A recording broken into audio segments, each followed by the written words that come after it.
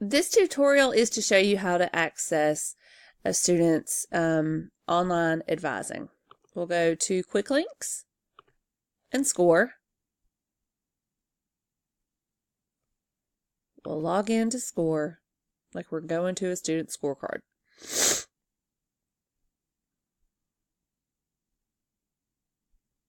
This will be your 900 number.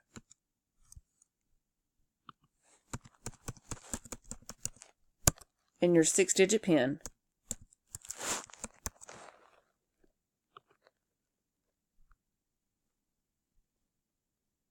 Online advising is one of the options listed below.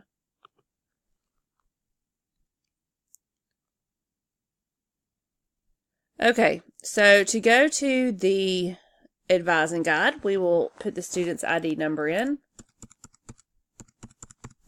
We're going to use test student, so we'll put 9 in 9 times. And submit. If a student had come to Georgia Highlands and had a student ID number, you would see an ID image here.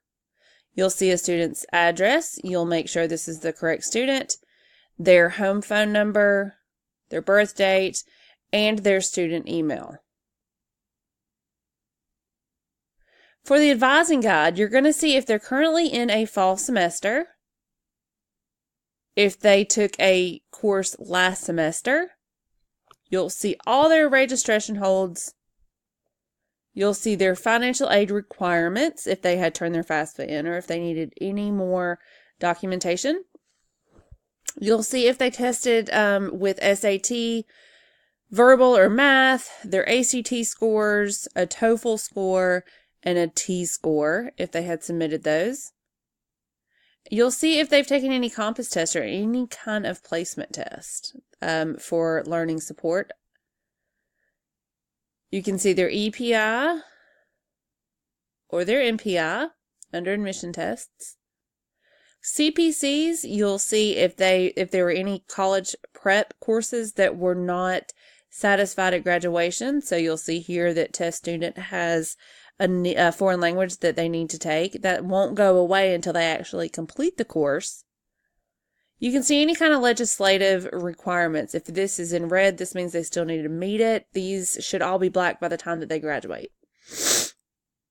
Okay, so academic information is where it starts to get some really good information. You can see their current pathway, so general studies or academic standing. So this is where you can see if they're actively on probation, active academic warning.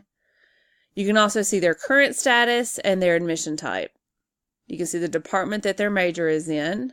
And you can see the last term they took courses at Georgia Highlands, as well as the last term that they were accepted to Georgia Highlands.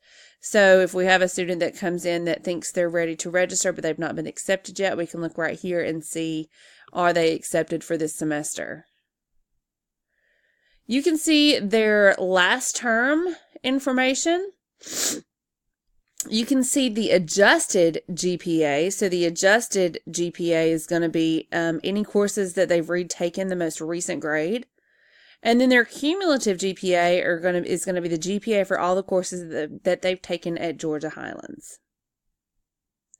We often use online advising to see a history of transfer courses, which is going to be down here at the bottom. And then also academic history that's going to show any credits in the semesters that a student has attended at Georgia Highlands.